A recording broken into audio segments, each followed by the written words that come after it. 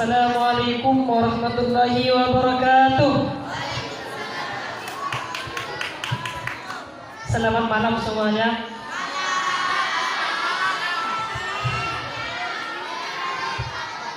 Maaf sebelumnya Pak MC kami ambil tadi. Salam sejahtera, masih semangat? Masih semangat, yang laki-laki masih semangat? Yang perempuan masih semangat? Kayaknya udah pada loyo ya, udah tidak fokus lagi dengan liburannya besok, sudah tidak fokus dengan seminar lagi. Kan liburannya besok, berarti kita harus fokus seminar pada malam hari ini dulu nih. Siap semangat? Siap fokus? Yang laki-laki siap fokus? Siap? Siap. Kebetulan tema seminar kali ini judulnya sangat menarik. Mungkin di benak kalian atau di benak santri sekalian semua, seminar itu sangatlah asing di pikiran kita. Namun seminar itu tidaklah jauh berbeda dengan kajian-kajian kitab setiap hari itu. Itu judul kita itu sangat seru sekali. Historis, sosiologis, ilmu fikih dan perkembangannya. Kebetulan di pondok pesantren kita ini lagi booming, lagi hangat-hangatnya tentang masalah konsep di fikih.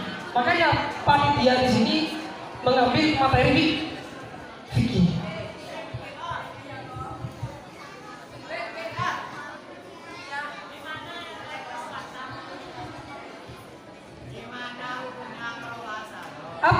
Apa itu seminar ini? Apa itu historis sosiologis?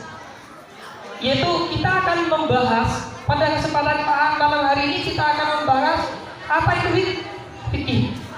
Nah, dari dulu kita itu hanya belajar ilmu fikih atau teori ilmu fikih teori begitu saja. Namun perkembangan dan sejarahnya itu belum mengetahuinya. Nah, pada kesempatan malam hari ini kita akan Pada kesempatan malam hari ini kita akan dibahas tuntas oleh pemateri kita yang sangat luar biasa. Siapakah dia? Saya akan menyebutkan kurikulum kita. Nama Ustaz Mokhtar Bakti Yahya. Tempat tanggal lahir Bangkalan 3006/1992. Dicatat di Muktahud liburan sampai butuh. Riwayat pendidikan MI Nahdlatul Athal, MTS Mambaul Ulum Bata-Bata, MA Mambaul Ulum Bata-Bata, S1 Al-Azhar Kairo Mesir.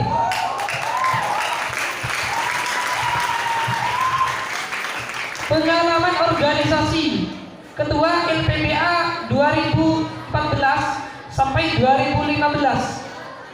Anggota M2KD, Ketua Imaba Mesir. Karya ilmiah itu tidak disebut. Status masih lajang. Mungkin ada yang daftar. Alamat beliau Jalan Pancor Nomair Belega Bangkalan. Usia tidak disebut juga karena masih lajang. Mari kita sambut pemateri kita yang luar biasa, yaitu kepada Ustaz Makin Yahya. Waktu depan kami aturkan.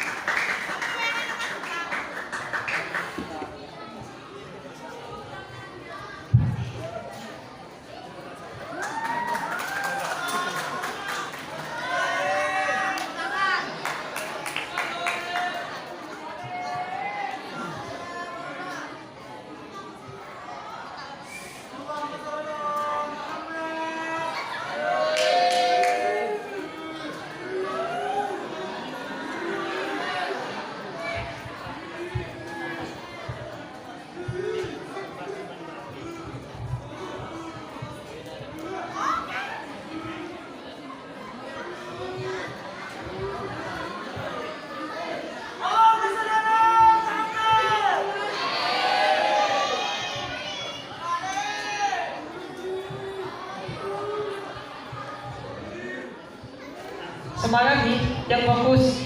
Namun sebelum di sini Bapak materi kita yang luar biasa di sini menyampaikan materinya, kami sedikit memberi jalan atau memberitahu jalannya seminar atau rangkaian acara. Nah, pada seminar kali ini di situ akan ada beberapa sesi yang pertama di sini tentang pemaparan materi, catat pemaparan materi. Terus yang kedua yaitu sistem tanya jawab. Itu setelah pemaparan menyampaikan di sini akan dibuka empat penanya nih, 2 laki-laki, 2 perempuan. Jadi siap-siap untuk bertanya. Nah, untuk pertanyaan terbaik di sini akan untuk yang bertanya di sini akan dikasih penghargaan. 2 perempuan, 2 laki-laki. Tahu ya? 2 laki-laki. Ntar kalau kurang bisa dirap. Mungkin biar tidak berlarut-larut, langsung saja kita bahas tuntas pada tema pada malam hari ini kepada beliau waktu dalam tempat mengaturkan.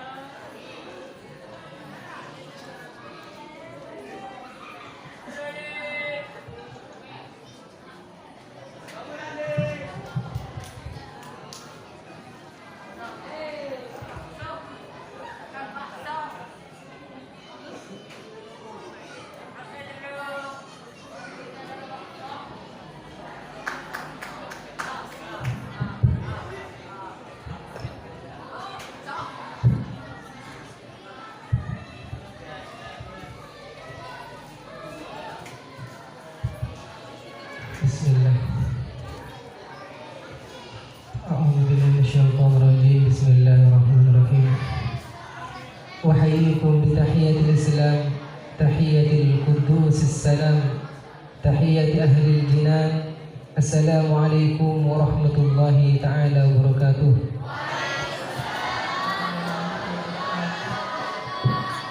Alhamdulillahi rabbil alamin.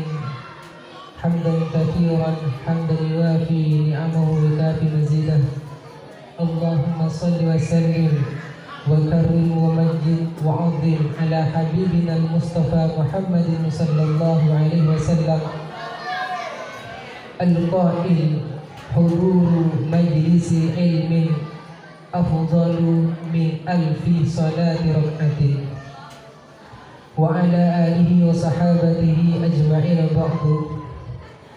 Sahibul ma'ali mudirul ma'had Darul Rasyad Fadilatul Syekh Kiai Haji Hasan Rashidi hafizahullah wa ra'ah, Al-Ma'ali Al-Fadilah Jami'ul Asatidzah,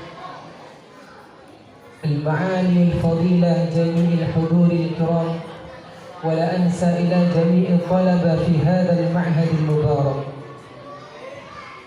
Yang saya hormati pengasuh pondok pesantren Darul Rasyad, semoga beliau senantiasa diberi kesehatan oleh Allah Subhanahu wa taala, diberi keberkahannya yang senantiasa tercurahkan kepada kita semuanya. Yang saya hormati para ustadz asatidz yang berkenan melaksanakan acara pada kesempatan malam liburan pesantren Hidayatul Mustaqim. Mana beli mana bunga lagi? Sudah bunga lagi ya. Yang saya hormati semua para santriwan, santriwati yang saya banggakan selalu, yang senantiasa semangat untuk bangkit kembali untuk mencari ilmu Allah Subhanahu wa taala, di mana dengan adanya ilmu ini kita bisa membawa kehidupan kita lebih jaya, kehidupan kita lebih nyaman, insyaallah. Amin Allahumma amin. Di awal saya menyampaikan bahwa kita sekarang sedang berada di hudur majlis ilmi. Kita semuanya, sampean semuanya yang duduk ikhlas, duduk santai, hanya istimak mendengarkan, itu pahalanya jauh lebih banyak daripada rokaat-rokaat yang telah dilaksanakan oleh kita semuanya. Sampai di hadis ini huduru majlis ilmin, suruh hadir, bukan suruh nyatet, bukan. Sampai menghadiri majlis ilmu, menghadirkan seminar, itu juga majlis ilmu. Ada pengajian umum, majlis ilmu. Dan acara kita pekan ngaji yang kedua ini tentu saja merupakan ilmu.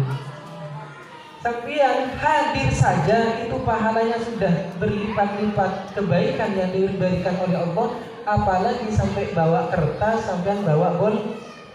Alhamdulillah, semangat ya. Sebelum masuk ke materi, biar tidak terlalu jauh, kuliah nikah orang biasa, motor nih terang-terangan. Kulo orang biasa, sami santri kasih panjenengan semuanya.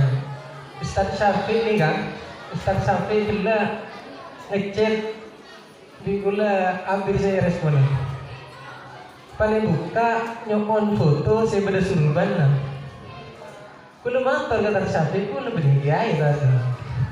Kulo beli kiai, mau ngolatin foto kulo sebelum surban lah. Gimana?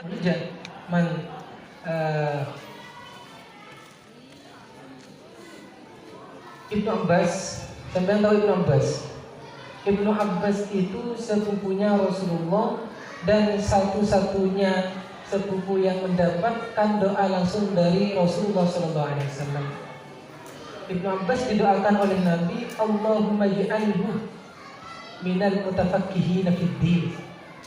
Ibnu Abbas, ini Ibnu Abbas kayak sampean nah, sekitar umur 4 tahun 5 tahun. Didoakan oleh Nabi, Ibnu Abbas semoga menjadi orang yang paham agama, mengerti urusan agama, waj'alhu min ahli ta'wil. Kemudian juga min ahli ta'wil, termasuk pakar atau tokoh dari tafsir-tafsir Al-Quran. Nabi sampean sudah tahu tentang fikih, insyaallah derajat sampean akan diangkat oleh Allah Subhanahu wa taala, diberikan kemuliaan yang luar biasa. Amin. Ulangannya. Sampai belajar fikih semua lagi. Sepakat. Siapa penemu pertama kali ilmu fikih?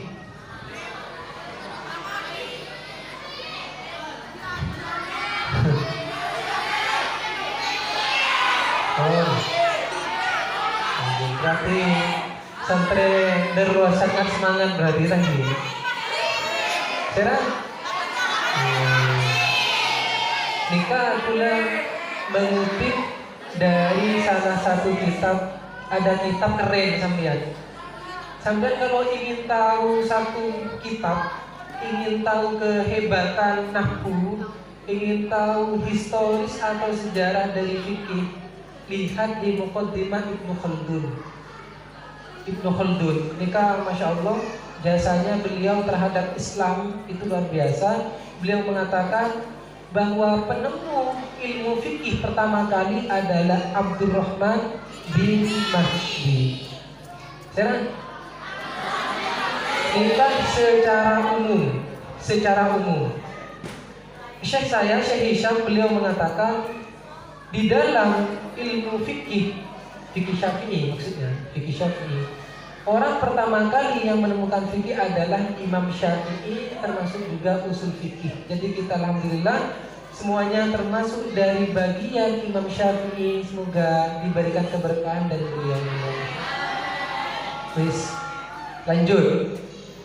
Apa hubungan dari fikih dengan disiplin ilmu yang lain? Apa hubungannya fikih dengan nahwu? Fikih dengan usul fikih? berbeda. Nahwu itu fokusnya adalah qiraah shahihah. Kenapa dulu ulama-ulama kita seperti Syekhona Khalil Bangkalan, beliau memang dikenal sebagai orang yang ahli nahwu. Syekh Abdul Majid Bata-Bata termasuk Raden Kiai Haji Muhammad Thohir, beliau ahli nahwu. Kenapa nahwu? Karena semuanya memang kata kuncinya adalah ilmu nahwu. Kata kuncinya bahwa sampean setelah mengetahui dasar-dasar dari nahwu, kemudian dilanjut masuk pada fikih, sampean masuk pada usul fikih, ulumul Quran dan sebagainya. Disitulah sampean akan menjadi orang yang luar biasa, insya Allah. Bes, lanjut. Ilmu fikih. Apa nama lain dari ilmu fikih? Ilmu fikih atau ilmu furu, ilmu khilaf. Kok bisa ilmu khilaf?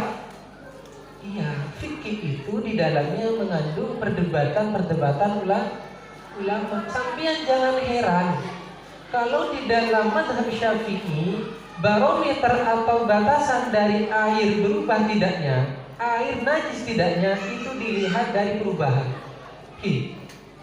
Di dalam Syafi'iyah. Kalau di dalam Imam Malik bukan berubah. Meskipun air sedikit terkena kotorannya sampean, selama tidak berubah aman. Ini kotoran sampean kopi seaguan itu mulai obe mulai. Insyaallah. Ini ilmu khilaf. Dan sekarang kenyataannya adalah permasalahan kita masyarakat Indonesia secara umum adalah kita belum bisa membedakan mana persoalan yang masih khilafiyah dengan permasalahan yang qat'iyah. Contoh, sholat masih bisa diganggu-gugat? Tidak bisa. Puasa Ramadan masih bisa diganggu-gugat? Tidak bisa. Tapi persoalan-persoalan yang lain masih bisa digugat. Contoh, apa? Arkanus sholat. Sampai kalau sholat baca bismillah menten. Alhamdulillah menten. Yes. Kalau sampeyan bermakmum ke imam Masjidil Haram, termasuk juga kita di Al-Azhar, tak usah nyari bismillah sampai tak kira mangki. Itu meninggalkan. Mana ada bismillah pun ada sesat kafir. Bukan, sampai lihat tafsir Jalalinnya sampai ada. Kalau tidak salah di kamarnya terasil ada Rahmatul Ummah, cek di sana. Itu mesti salah. Saya salah, pun dasar sampeyan taknya. Dibuli orang lain saya salah. Alhamdulillah Muhammad. Lanjut dulu. Sumber dari fikih. Setiap disiplin ilmu sampai harus cek dulu. Kebenarannya harus cek. Dilihat dari mana? Dilihat dari sumber fikih itu diambil dari Al-Quran, hadis, ijma', qiyas. Di dalam kitab-kitab yang lain seperti Imtah itu ada ulumul Arabiyah, ada tambahannya sedikit. Sebenarnya banyak ya, sumber itu banyak. Seperti yang di usul fikih ada maslahatul mursalah, ada istihsan, ada sadud dara'i, ada syar'u man qablana, banyak itu sumbernya. Kita empat Waryabi ini kan alhamdulillah. Hukum mempelajari fikih bagaimana? Fardu ain. Sampean kalau tidak tahu fikih bagaimana sampean mau sholat? Sampean mau sholat, ahli ibadah. Saking hebatnya sampean sholat ba'dal asri as-sholat mulai. Mari sholat asar, sholat diperiksa yang sholat nampak sampean. Alhamdulillah tak pula sholat sunat 2 rakaat. Umar tambah nama 2 rakaat mulai. Tak boleh. Sebab hebatnya sampian ahli ibadah tidak boleh sholat ba'da subhi ba'da asr. Tak bisa, karena wajib. Ni bini tak kau langsung selpot ya, tak kau langsung baju dia kudu malam. Kita kena bertanggung jawab. Selagi harus bertanggung jawab. Aku tu ajari untuk mampu TV mereka kita asik. Selanjutnya adalah dari mabadi asyraf, ya kan? Bila illa mabadi kulli fannin asyra al-hadd wal mawdu' thumma tamra wa fadluhu wa nisbatuhu al-wadi' wal ismul istindad hukm syari' masail. Permasalahan fikih tentang apa? Permasalahan hukum. Sampai kalau mencari hukum matematika jangan cari di fikih. Fikih nih kan sampai pengen cari hukum-hukum ibarah-ibarah tadholik kan masternya ini. Menjadi ibarah makin ada tadholik tak khawatir insyaallah.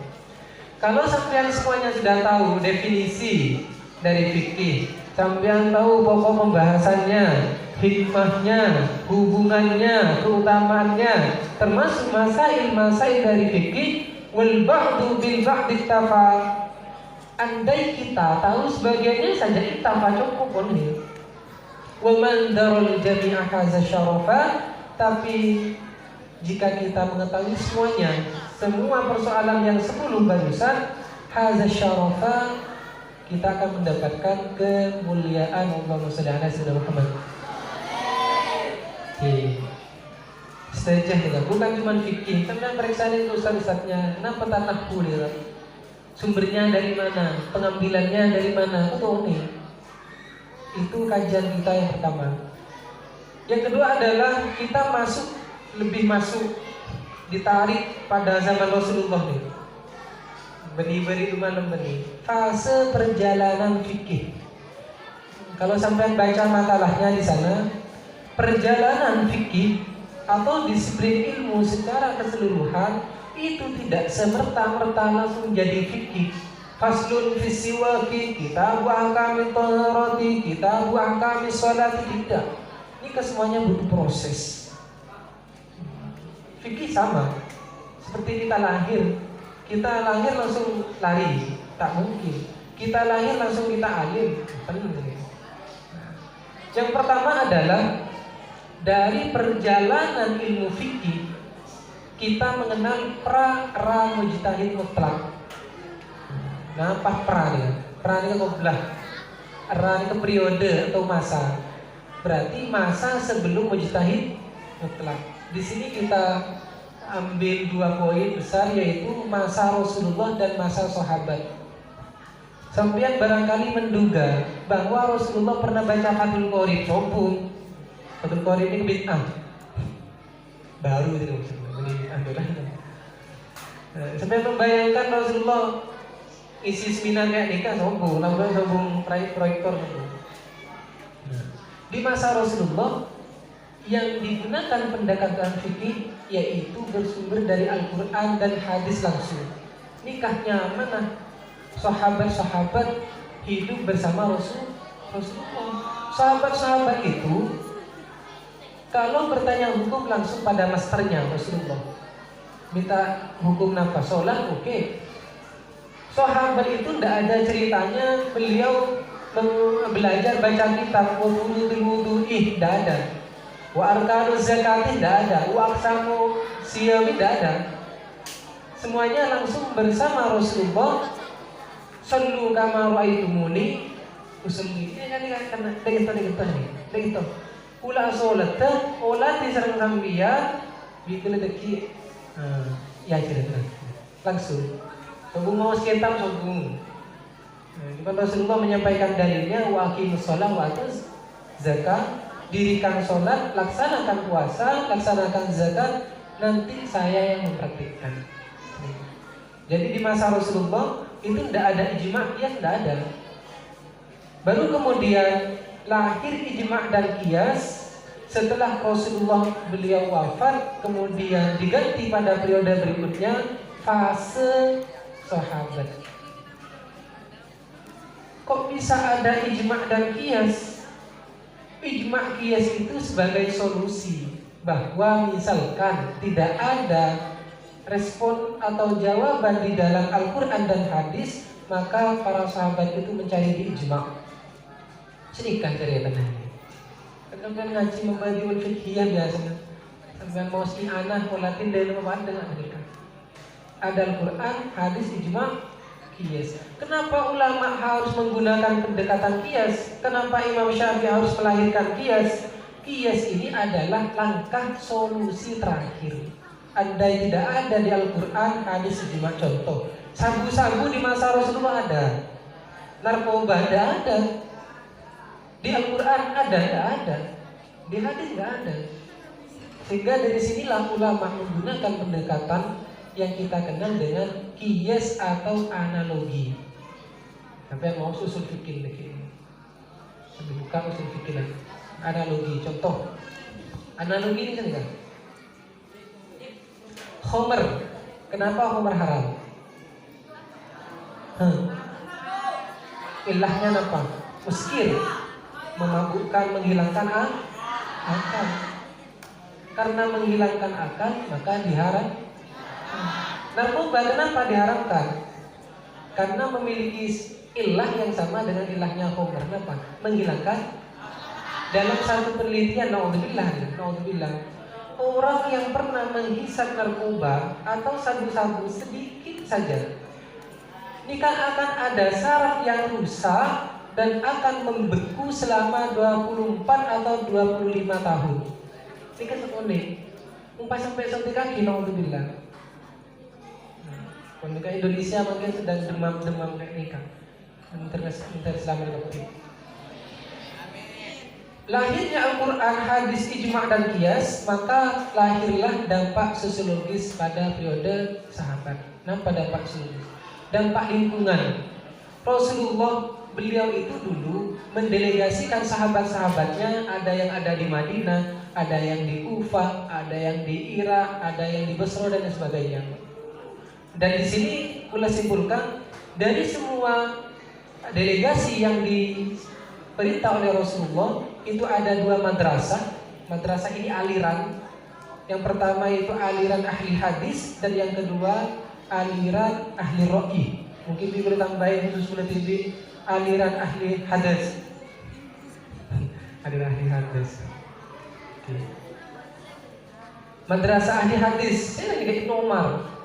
Beliau Ibnu Umar nikah putranya daripada Sayyidina Umar. Beliau punya putra luar biasa namanya Ibnu Umar. Mas Teteh, Masya Allah. Beliau tinggalnya di Madinah. Kemudian kita juga mengenal di dalam literatur fikih ada madrasah ahli ro'i, rasionalis. Ini dulu ibu kotanya di Kufah yang dipimpin langsung oleh Ibnu Mas'ud. Ibnu Mas'ud ini disebutkan dalam banyak hadis beliau qori'ul Quran, qori ahli tafsir, qori dari Al-Quran, qorinya Rasulullah. Saking merdunya suara Ibnu Mas'ud, Rasulullah memerintahkan Ibnu Mas'ud untuk akritni. Tapi mau sakit Quran. Mulai Ibnu Mas'ud, mulai. Rasulullah Al-Quran terkait lagi keajunan pun nama si perintah. Is ulah teromi dengan sambian dengan Rasulullah bukan mulai resmi. Ulah jarang panjenengan alhamdulillah menidingnya Quran mulai jadi bila sambo ore Rasulullah Quran macam rambe. Saya kepikir tadi. Beres. Imam Syafi'i itu kalau menghatamkan Al-Quran pada bulan Ramadan tak pernah tuh kenapa kali 60 kali selama Ramadan tuh. Tradisi sahabat-sahabat kita mereka menghatamkan Quran 24 jam non-stop hatam. Ada yang 3 hari selesai, ada yang 1 bulan selesai. Udah serang panjenengan alhamdulillah mari kia. Oke, seumur hidup sekalian. Ini periode yang pertama. Periode pertama itu sampai biar nyambung nanti ke depan, ke belakangnya, yaitu fasenya Rasulullah dengan sahabat. Kemudian kita masuk pada masanya mujtahid mutlak. Apa itu mujtahid mutlak? Mujtahid itu banyak, ada mujtahid muqayyad, mujtahid fatwa, dan yang paling tren adalah mujtahid mutlaknya. Jadi fikih di masa-masa mujtahid mutlak sudah menjadi disiplin ilmu yang bagus, sudah menjadi disiplin ilmu yang resmi. Siapa saja di dalamnya? Ini yang harus kita ketahui. Ada Imam Malik dari madrasah ahli hadis. Imam Malik. Kemudian juga ada Abu Hanifah. Abu Hanifah ini dikenal sebagai orang yang rasionalis, cerdas ya. Berarti tak ngakui Quran, tak ngakui. Pakai Quran hadis. Tapi beliau memang super cerdas, jenius Abu Hanifah. Abu Hanifah punya santri namanya Abu Yusuf dan Muhammad bin Hasan Asy-Syaibani. Ada Imam Malik, ada Abu Hanifah. Kalau Imam Malik itu lebih dikenal terhadap tekstual daripada teks. Bani Wahabi ini, Wahabi tekstual, ini Bani Wahabi. Ada madrasah Hiroi rasionalis yang dipimpin oleh Abu Hanifah. Nama dari Abu Hanifah itu Muhammad bin Nu'man. Nama aslinya Muhammad bin Nu'man. Nikah semuanya adalah guru dari Imam Syafi'i. Imam Syafi'i beliau belajar kepada Imam Malik. Kemudian setelah semua ilmu Imam Malik itu terkuras habis tuntas, Imam Malik matur ke Imam Syafi'i. Imam Syafi'i ada ilmu makin sobung kapi bon. Sobung kapi. Sampai yang makin hijrah ke Irak. Sampai ke Kufah. Sampai ngaji di sana nanti ada santrinya Abu Hanifah yang namanya Abu Yusuf dan Muhammad bin Hasan Asy-Syaibani. Jadi Imam Syafi'i ngaji ke Malik Khalas ya, di Kufah, Abu Hanifah dan santri-santrinya selesai dan lahirnya apa? Lahir madrasah aliran yang mampu mengkolaborasikan antara tekstualis barusan alirannya Imam Malik dengan aliran yang rasionalisme digabung oleh Imam Syafi'i. Ini kehebatan. Punya pondok Imam Syafi'i. Ada biografinya Imam Syafi'i. Masa biografinya terholik melulu yang ditampilkan. Kok kalah ada Imam Syafi'i. Bukti bahwa fikih itu pada masa kejayaan, pada masa mujtahid mutlak itu sudah baku menjadi disiplin ilmu yang resmi adalah yang pertama lahirnya kitab monumental yang namanya karya Imam Syafi'i. Semua kitab-kitabnya sampean yang ada, dari kamar mulai kamar paling timur sampai Bumbara, tender timur tenggiran. Nih kesemuanya bersumber dari semuanya ngambil dari Guru nanti juga akan tampilkan bahwa sumber satu-satunya kitab rujukan kita kembalinya pada lebih, insyaallah. Itu yang pertama. Yang kedua ada Al-Mabsud. Al-Mabsud ini punya As-Sarakhsi. Ada juga Al-Mughni. Mughni itu kitab perbandingan mazhab karyanya Ibnu Qudamah, beliau dari mazhab Hambali. Ini kan buktinya bahwa fikih itu sudah matang. Seandainya belum ada kitab-kitab yang sudah terbukukan, maka tidak mungkin kita mengatakan bahwa fikih itu sudah jaya, sudah mencapai masa keemasannya pada masa mujtahid mutlak. Yang ketiga adalah setelah mujtahid mutlak, mungkinkah fikih itu masih jaya? Mungkinkah fikih-fikih yang ada di masanya Imam Syafi'i, Imam Malik, Abu Hanifah, Muhammad bin Hasan dan seterusnya bisa tetap jaya hebat luar biasa? Belum tentu. Di masa setelah mujtahid mutlak itu ada periode taklid, periode kejumudan, tidak maju, dan ada konsekuensi logis dari ini semuanya adalah ruang ijtihad tertutup atau ditutup. Periode taklid apa taklid kan? Kita susah, kita malas mikir, kita malas belajar mutolaah.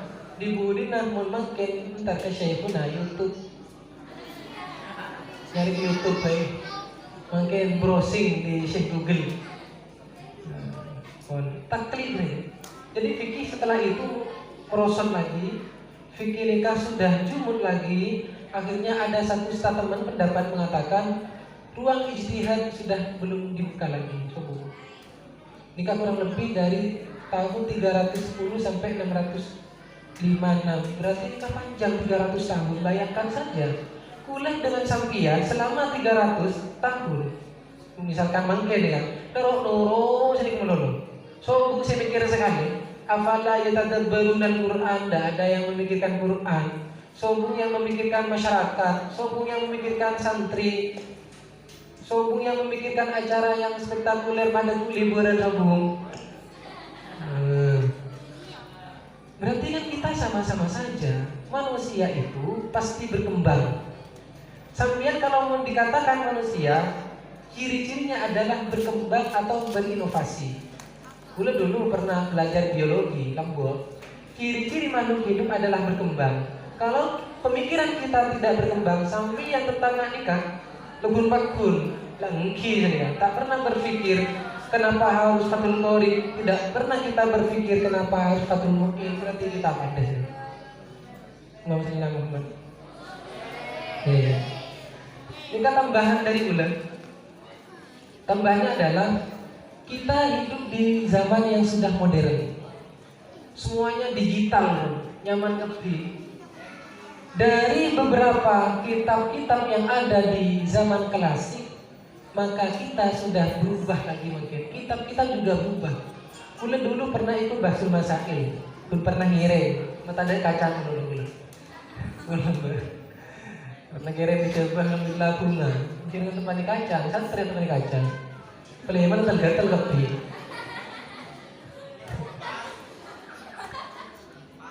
Di sana ada sambutan. Bahsul Masail itu fokusnya adalah kutubul mu'tabaron, kitab-kitab klasik, kitab-kitab kontemporer kita tak ngambil. Kulo kaget, kulo belum Mesir ya kaget. Kita apa bedanya antara ulama klasik dengan ulama modern? Sampai mengira ulama mungkin patah ngesetir sekali gitu kan? Dengan yang keluar di saran sekali. Justru ulama-ulama sekarang menurutku lebih hebat. Kenapa? Karena beliau itu sudah membaca literatur yang dari dulu, yang sudah klasik-klasik, kemudian lahirlah seperti Fiqhul Islami wa Adillatul Islam. Kisah sang karangan biasa. Coba lihat catatan kakinya, footnote-nya sama-sama lihat. Kalau ada yang mengatakan Fiqhul Islami wa Adillatul tidak mu'tabarah, berarti perlu dipertanyakan keilmuannya. Sekarang kita masuk pada fikih modern. Itu mulai dari 7 Hijriah sampai mungkin ini sudah memasuki 14 abad atau 15, mau masuk 16. Sampian kalau ini maju fikihnya, tambahkan ada fikih muamalah, khusus nih fikih muamalah. Kalau kita di Mesir salah satunya ada karyanya Syekh Mamdud Abdul Rahman, beliau punya fikih muamalah. Ada fikih kontemporer, Mausu'atul Fiqhiyah Kuwaitiyah, ada Mausu'atul Fiqhiyah wal Qadaya Ma'asara, punya Syekh Wahbah Zuhaili. Ada juga alumni Al-Azhar, Dr. Al-Azhar, beliau dari Syria. Sekarang sedang merangkai kitab fikih itu sebanyak 140 juz. Kitab nafaan loh lagi senafaan ini. Berarti insyaallah tidak hebat ulama mungkin. Mungkin hebat. Ada fikih wanita. Nah, apa fikih wanita? Berarti fikih yang khususnya tentang kewanitaan. Itulah punya kitab namanya Fatwa Nisa, fatwa-fatwa tentang perempuan. Ini kasih di Jumat yang ada di pojok kanan berarti di kanan. Beliau mungkin ulama kontemporer dunia yang salah satu yang paling berpengaruh dengan beliau. Karya beliau sekitar 80. Kemudian juga ada fikih sosial. Kita punya ulama keren di Mahfud Sahal. Beliau dari Jawa Tengah. Bukunya ada, namanya fikih sosial. Ada juga fikih politik. Jadi fikih sekarang itu sudah masuk pada yang lebih spesifik, lebih mutafannin, lebih khusus. Sampai kalau sudah biasa fatul qoribnya, fatul mu'innya, kita bahas saja bahwa ilmu itu berkembang. Insya Allah kita semuanya akan lebih maju. Rasulullah Muhammad. Oke. Saya tanya, ada berapa madhab yang sampai kenal? Madhab fikih yang sampai kenal ada berapa? Sebenarnya bukan 4, banyak. Kalau kita sebutkan lebih dari 80 madhab.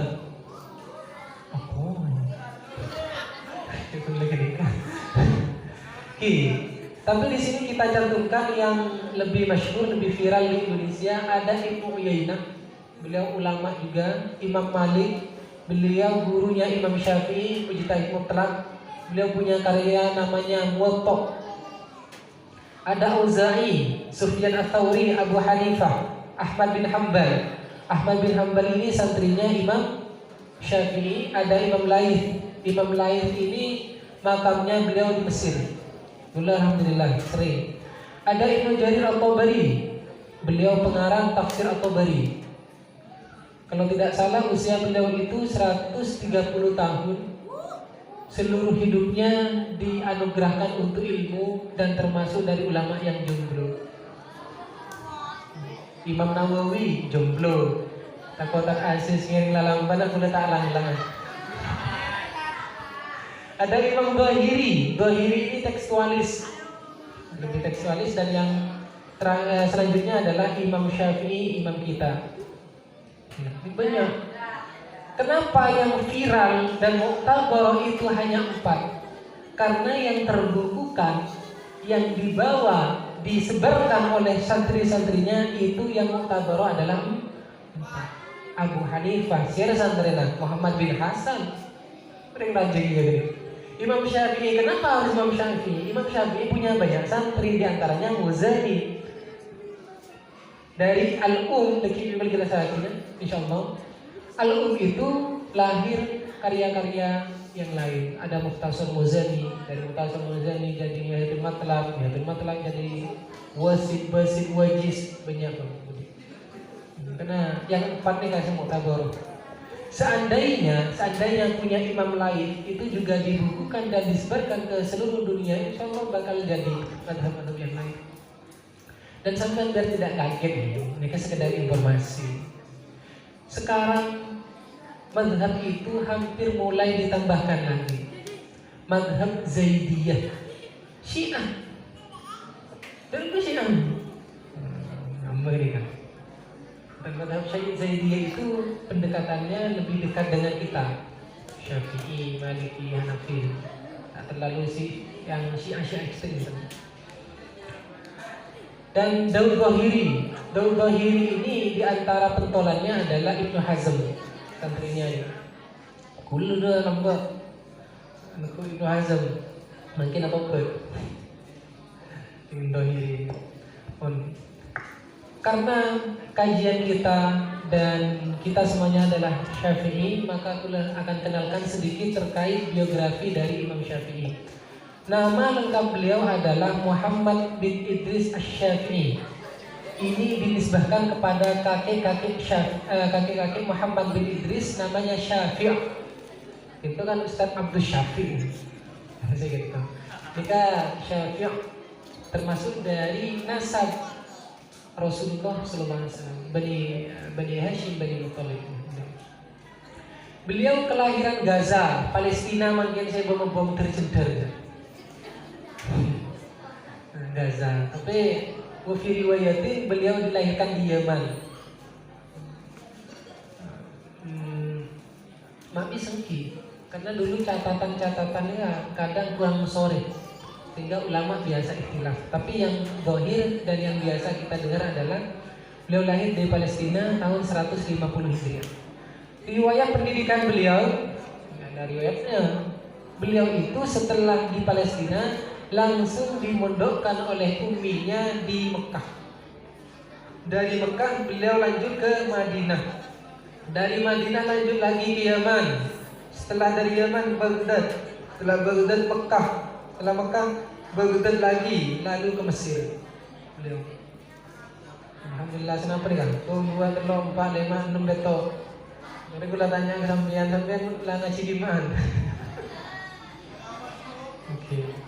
Gurunya ini Al-Ghazali, Al-Wajiz punya Al-Ghazali, Al-Khulasah juga punya Al-Ghazali. Jadi Imam Ghazali bukan hanya ngetren di dalam tasawufnya, bukan. Beliau itu justru orang pertama kali yang menyusun fikih secara sistematis dari kitab Mutahharah sampai terakhir. Ada ubudiyah, muamalah, munakahat, jinayat, kemudian kitab ahkamul iqih.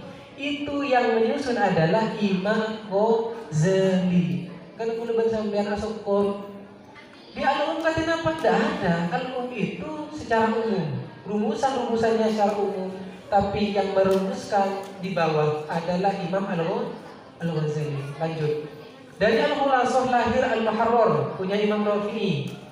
Dari Muharrar itu lahirlah Minhajul Talibin, punya Imam Nawawi. Puncak dari fikih Syafi'i itu ada di dalam Minhaj. Sampian lihat Fathul Mu'in, ada hasyiahnya I'anah Talibin. Beliau mu'alifnya Abu Bakar Syatodiniyati mengatakan di dalamnya, beliau di Muqaddimah itu mengambil dari beberapa sumber, di antaranya yang paling banyak adalah hasyiahnya Minhaj. Di Minhaj ini ada Tuhfatul Muhtaj punya Ibnu Hajar Hitami, Munil Muhtaj Fadil Syarbini. Beliau makamnya di Mesir, di dekat Al-Azhar juga. Di Haidul Matlab Ar-Rumli. Banyak ya, ratusan syarah-syarah dari Minhaj, tapi sayangnya dan lagi-lagi sayang kita jarang baca. Sampai yang terlalu hebat dan Islam pada di Minhaj. Baru sampai yang hebat waktu. Oke. Malam mungkin malam ini anak ni jelek. Wan jazakumullah bi ahsanil jazaa. Al-taqi fi fursa ukhra insyaallah. Kita lanjut, ada season berikutnya. Mulai semuanya pasrahkan kepada moderator si Manis ya. Wa akhirul kalam. Wassalamualaikum warahmatullahi taala wabarakatuh.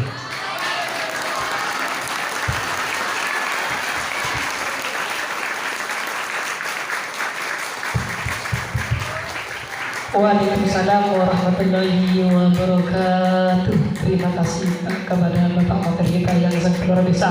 Tepuk tangan dulu dong.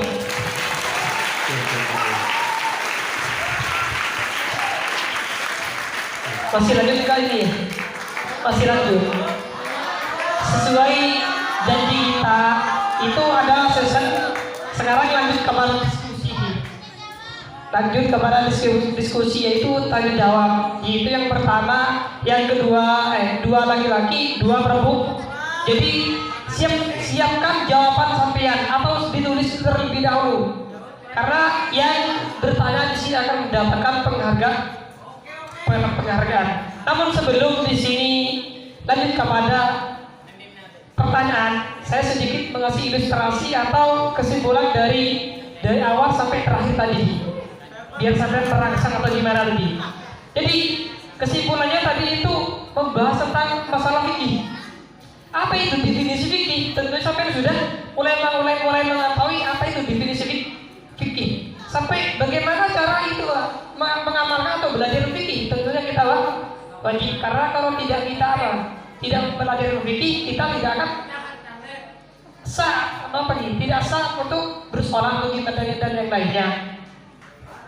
Dan juga itu tentang ada beberapa sejarah tentang dari awal sampai penemuan fikih sampai abad terakhir, sampai abad kontemporer dan era-era sekarang. Itu yang pertama itu dari abadnya Rasulullah. Dari abad Rasulullah itu tidak ada fikih sama sekali. Itu langsung dari Rasulullah sendiri yang mengajari. Itu pada era modern begitu nih. Terus dia sampai kepada periode yang kedua itu kepada periode mujtahid kemasan. Kenapa di sini kok disebut mujtahid kemasan? Karena di situ ada dua ulama pakar itu antara Imam Malik dan antara Imam Malik dan Imam Abu Hanifah. Itu rasional dan secara tekstual mampu menggabungkan keduanya sehingga itu terbentuk salah satu kemasan. Dilanjutkan pada periode yang ketiga yaitu periode taklid dan periode yang lainnya.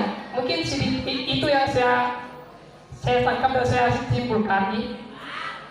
Sekarang kita lanjut kepada sistem pertanyaan. Dua laki-laki dan dua perempuan. Ya, Bapak panitia mohon mic-nya disiapkan. Yang pertama yaitu yang di sebelah sana berdiri ya. Ini yang berdiri. Maju ke depan biar lemparnya lebih itu nih. Perkenalkan dulu. Maju ke depan maju.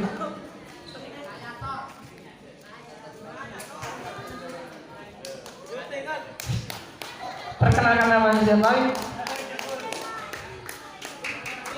Bismillahirrahmanirrahim.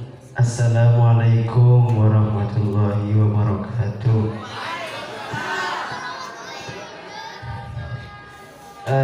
Bismillahirrahmanirrahim.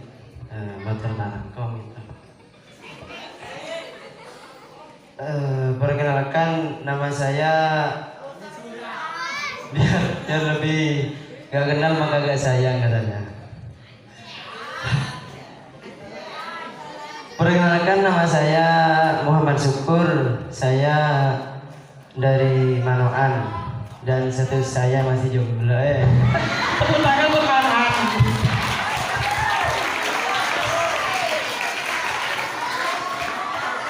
Saya ingin bertanya karena ini apa itu? Judulnya diskursus ilmu fikih dan perkembangannya, kajian historis. Ngerti saya tak paham. Saya ingin bertanya tentang fikih. Bagaimana ketika kita menanggapi seseorang ketika ditanya tentang fikih, ternyata langsung ditanggapi dengan Al-Quran.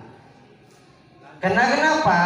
Memang dalam Al-Quran itu kan, dalam surah Al-Baqarah itu tafsirannya wa hum fiha itu dijelaskan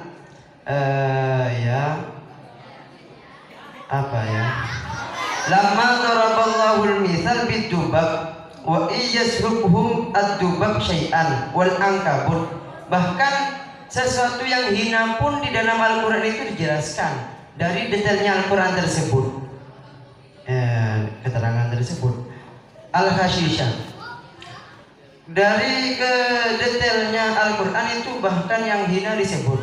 Tapi dalam kitab Bughyatul Mustarsyidin itu dijelaskan bahwasanya bila ada orang yang ditanya tentang fikih, ternyata langsung dijawab dengan Al-Quran, itu sebuah kesalahan yang fatal karena sifatnya Al-Quran tersebut itu adalah mujmal katanya. Mohon dikoreksi kalau salah. Terus nanti kan waktu saya kan. Terus bisa dimengerti ya. Terus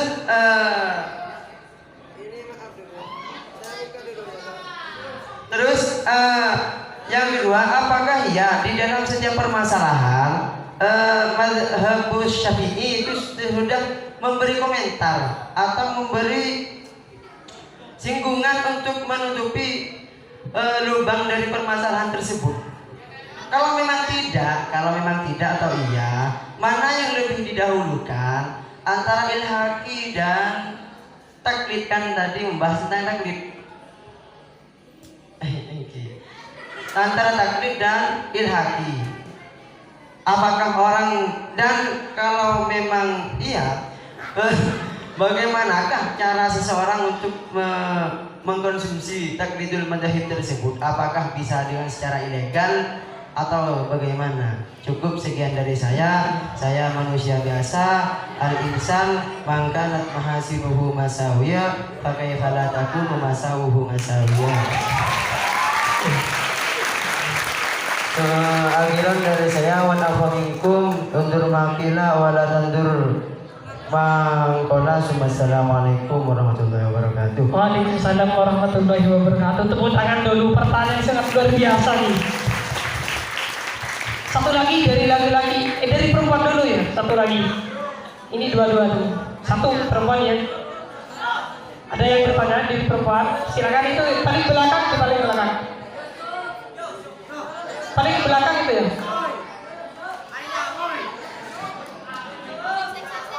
Ini dikasih mic-nya kan? Maju ke depan dikit ya.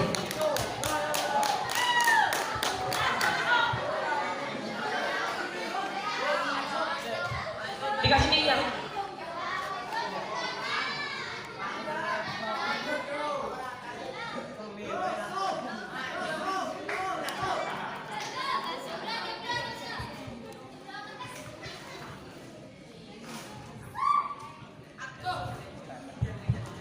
perkenalkan namanya siapa, dari mana gitu. Berdiri, biar kena kamera ini. Biar kena. Assalamualaikum warahmatullahi wabarakatuh.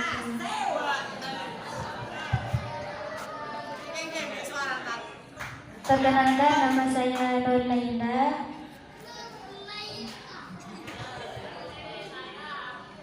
Alamat saya dari Angsana. Angsana, tepuk tangan untuk Angsana.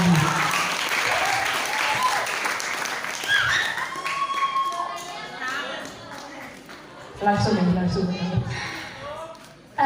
Ustaz, dari tadi yang saya alhamdulillah dari penjelasan Al-Ustaz Makin, di situ ada fikih dari narasumber pertama yaitu mutlak, ada pertingkatan. Yang saya tanyakan, seandainya kita yang sekarang berada di zaman modern mengikuti fikih yang mutlak, yakni langsung mengikuti fikih zamannya Rasulullah, apakah lebih baik mana antara kita mengikuti pada fikih pada zaman mutlak dan pada zaman mujtahid, atau dan pada tingkatan yang lain? Sudah ini. Ya Ustaz, sudah. Tepuk tangan dulu ini. Mungkin langsung ini dijawab saya dulu ini. Nah, ini nanti setelah dijawab lagi biar tidak lupa. Dua pertanyaan di sini sangat luar biasa. Pertanyaan yang pertama, di sini ada pertanyaan Bapak materi. Yang pertama itu bagaimana menanggapi jawaban seseorang ketika ada seseorang itu bertanya tentang fikih, itu langsung dijawab dengan Al-Quran. Begitu. Nah, bagaimana cara menanggapi hal seperti itu? Padahal dalam kitab Mu'minah sudah dijelaskan di dalam Al-Quran sendiri, sedikit apapun permasalahan atau hukum itu dijelaskan dalam Al-Quran. Nah, yang dari jauh itu yang sangat janggalkan itu dalam Mu'minah itu ada keterangan yang tidak memperbolehkan ketika ada seseorang itu menanyakan konteks fikih dijawab dengan Al-Quran, itu tidak dibolehkan dalam kitab Mu'minah. Nah, di sini menjawab di sini bingung mana yang lebih harus yang lebih terang jawabannya gitu. Itu mohon langsung dijawab kita benar. Pak Menteri. Bismillah. Pertanyaan yang cukup baik. Luar biasa, aku kepedean deh. Sebelum saya jawab, sekarang itu ada kasus yang paling ngetren, yaitu pernikahan beda agama. Mereka yang memperbolehkan pernikahan beda agama tanpa melihat itu kitabiah atau ahli kitab atau musyrikah, mereka tidak lihat ini. Dalilnya apa? Menurut mereka Al-Quran. Wala tankihul musyrikati hatta tu'minu. Wa alamatu mu'minatun khairun min musyrikatin walau a'jabatkum al-ayat. Entah kau sana. Udah hafidh kan? Mereka berpandangan bahwa pernikahan beda agama itu diperbolehkan melalui Al-Quran, dan ini bahaya. Mungkinkah kita menjawab persoalan kekinian langsung dari Al-Quran? Mungkin. Hadis mungkin, ijma' qiyas mungkin.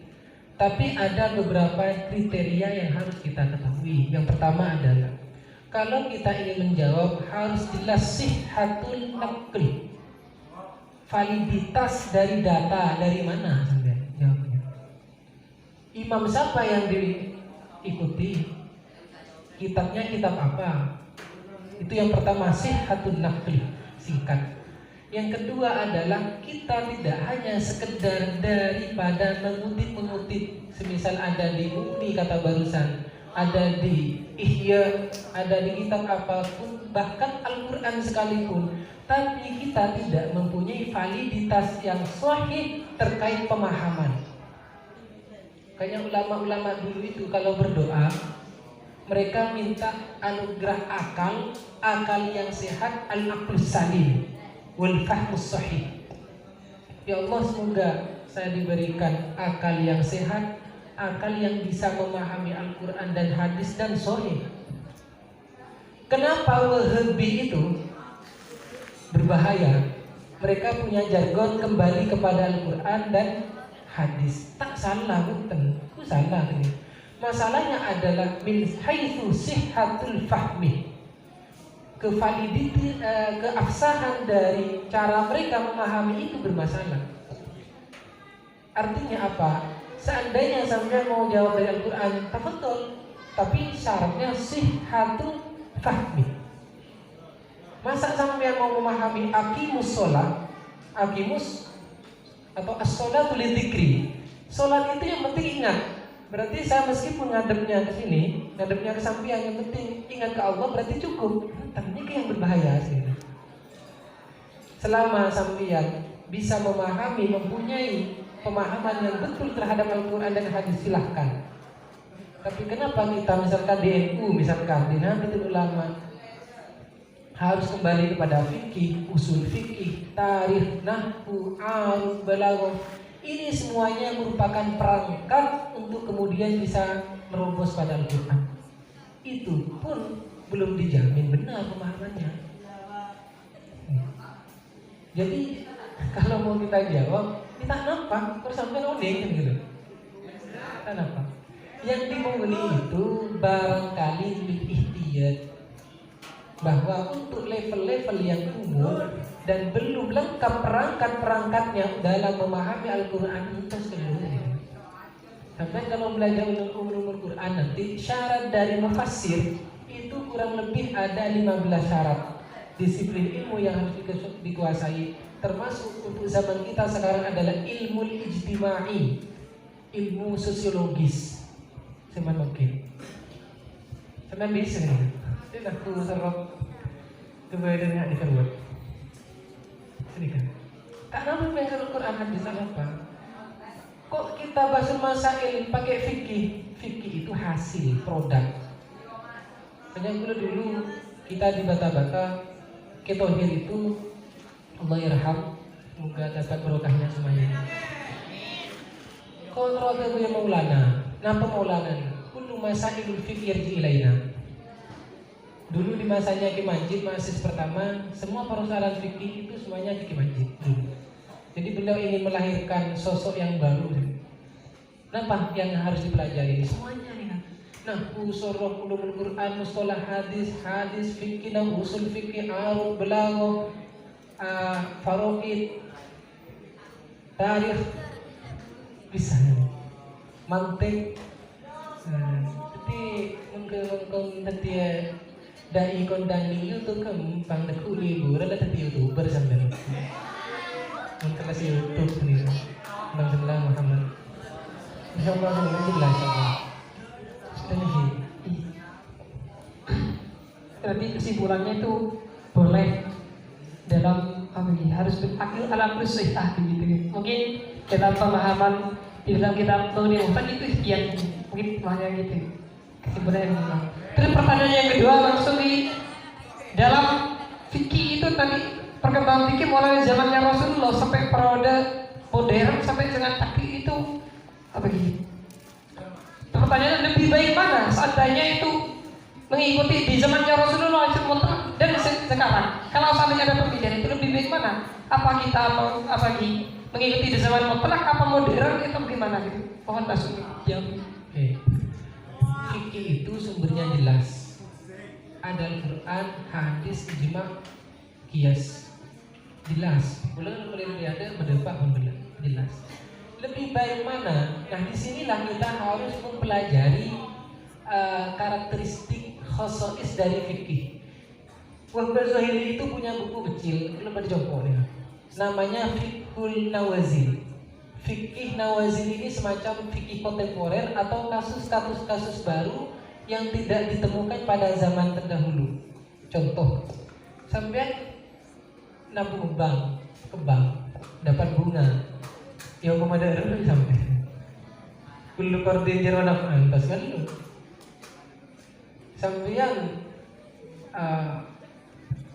Bapak gadai mungkin ganti laptop, siapa tuh ganti tanah, yang kuwi sampean tanahnya dari rumah kan? Fikih itu punya karakteristik namanya apa? Taghayyurul ahkam ala hasabi taghayyuril azmina wal amkinah. Hukum itu bisa berubah sesuai perkembangan zaman dan waktu. Tapi syaratnya adalah fikih yang dhanniyat. Fikih itu ada dua, ada fikih qat'iyat, ada fikih dhanniyat. Fikih qat'iyat yang tidak bisa diotak-atik. Salat puasa yang 5 pun, arkan Islam yang 5 pun tak bisa. Kula haji pakai apa kemarin? Metaverse. Mungkin ada haji pakai alat bisa. Metaverse namanya. Dari mana? Apa? Kita apa metaverse? Tapi hajinya tak cukup. Kan modern. Nah, ini tak bisa. Di lain itu termasuk bismillah atau ta'awudz di dalam sholat itu ikhtilaf. Kemudian kasus-kasus kontemporer mungkin bisnis online, ada belajar online, ghibah online. Itu semuanya bisa kita bedah selama dhanniyat. Dhanniyat sampai ngere. Jadi jawabannya bukan lebih baik yang mana, dan selama ada di masa Rasulullah ngere. Baru misalkan hukum tersebut, kasus tersebut tidak ditemukan di masa Rasulullah, berarti ada ruang ijtihad di sana.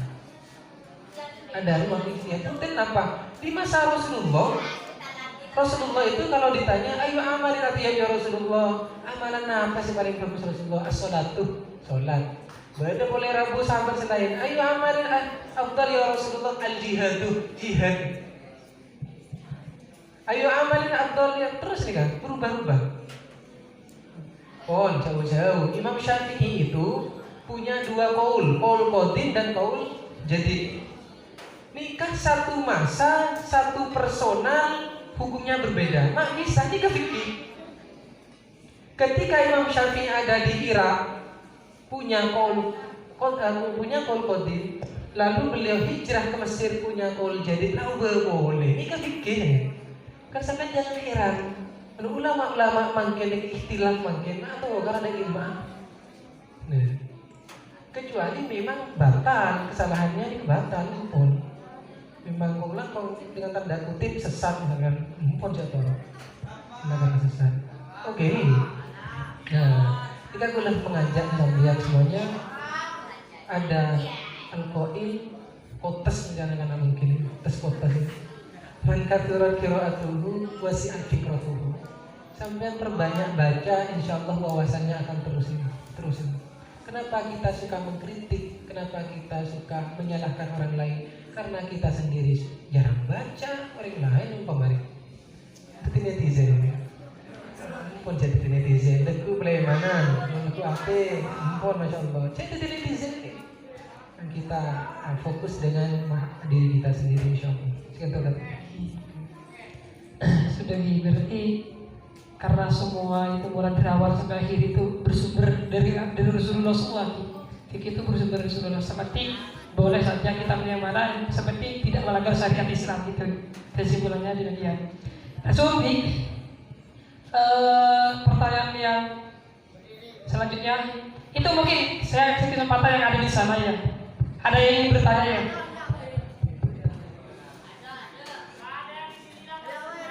Tidak ada lagi. Langsung berdiri.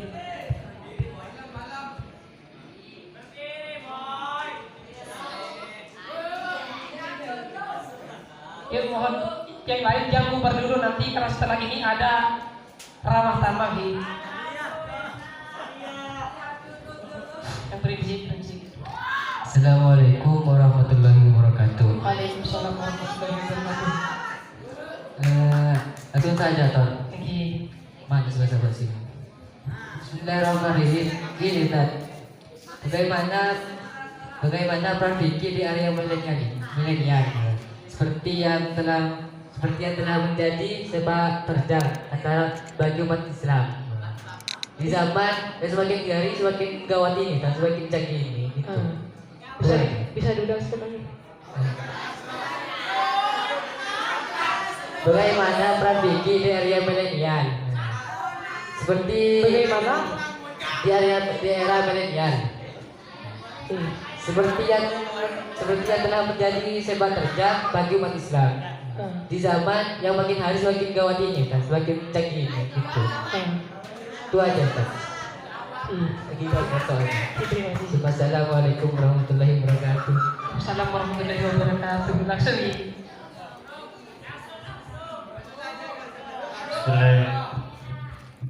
Bismillahirrahmanirrahim. Assalamualaikum warahmatullahi wabarakatuh. Waalaikumsalam warahmatullahi wabarakatuh. Tepuk tangan dulu.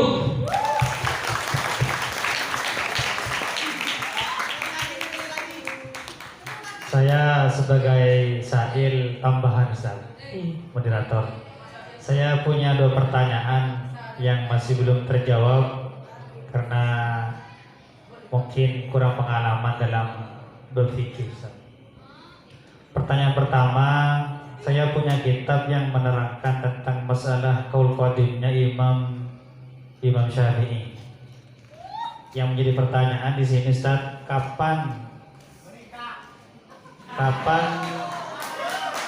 orang yang bermadzhab Imam Syafi'i itu boleh mengamalkan fatwa-fatwanya Imam Syafi'i yang qaul qadim?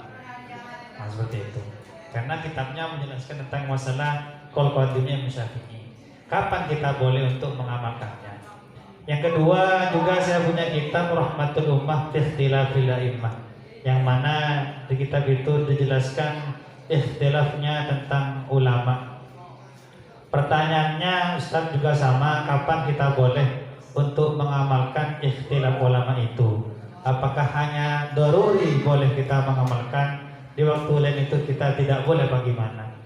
Terima kasih atas waktunya. Wassalamualaikum warahmatullahi wabarakatuh. Waalaikumsalam warahmatullahi wabarakatuh. Mungkin di sini dua saja yang pertama langsung kepada pertanyaan yang kalau berdiri dulu karena 2 pertanyaan ini.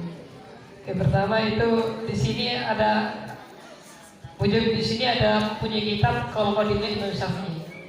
Pertanyaannya, kapan kita itu atau di era sekarang itu bisa mengamalkan qaul qadimnya Imam Syafi'i? Apa setelah atau gimana gitu? Terus yang kedua tentang ikhtilafat yang ada di kitab atau di kitab Rahmatul Ummah gitu kan, semuanya banyak ikhtilaf. Nah, kapan kita itu bisa mengamalkan ikhtilafat yang ada di kitab tersebut? Begitu Pak Menteri, mungkin langsung dijawab. Bismillah.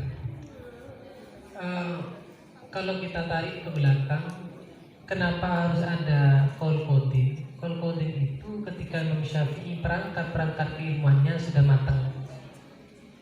Mekah oke, selesai, Baghdad selesai semuanya. Beliau ke Irak, di Kufah, beliau melahirkan mempunyai qaul qadim. Qaul qadim itu pendapat-pendapat Imam Syafi'i semasa beliau di Irak.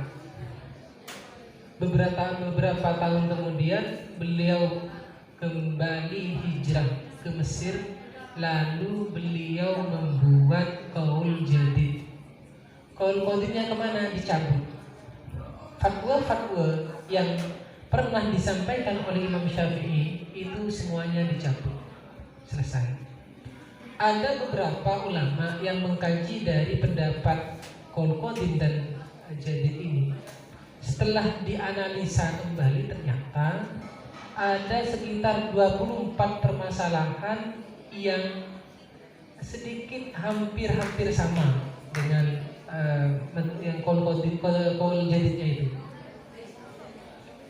Setelah disaring kembali dari 24 tersebut, itu kurang lebih menjadi 9 atau 8 pendapat Imam Syafi'i yang sama dengan qaul jadid. Akhirnya disinilah ada ulama yang memperbolehkan, padahal oleh Imam Syafi'i sudah dicabut. Boleh mengamalkan selama tidak bertentangan dengan qaul jadidnya Imam Syafi'i, selesai. Contoh, Ustaz Aziz tadi pagi memberi kebijakan liburan pesantren bertepatan pada tanggal 25 Sya'ban, hari besok. Ternyata sekarang jam 10 memasuki jam 11, Ustaz Aziz mempunyai kebijakan baru bahwa kebijakan yang hari libur besok itu dicabut kembali, diganti pada 15 Ramadan.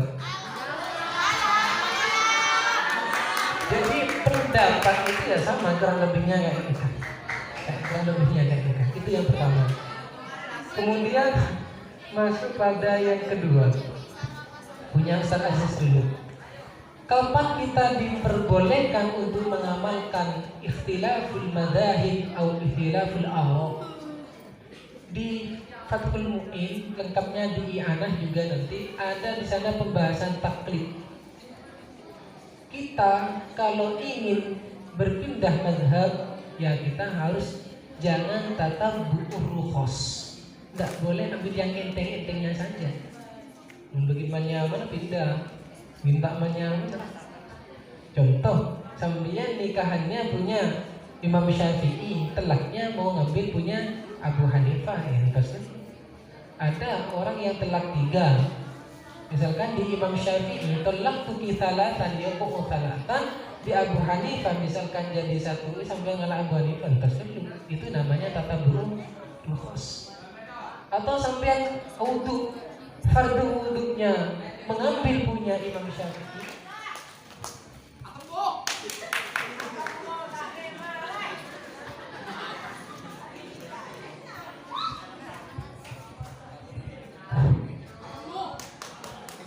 Assalamualaikum warahmatullahi wabarakatuh.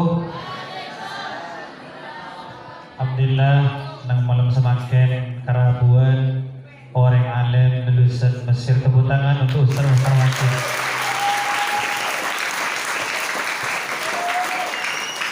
Atas nama bekal santriwan santriwati Pondok Pesantren Darussalam, kehormatan bagi kami semua untuk tanda terima kasih. Para santri mewakilkan akan memberikan piagam penghormatan untuk beliau Al-Ustaz Makin. Tepuk tangan untuk beliau.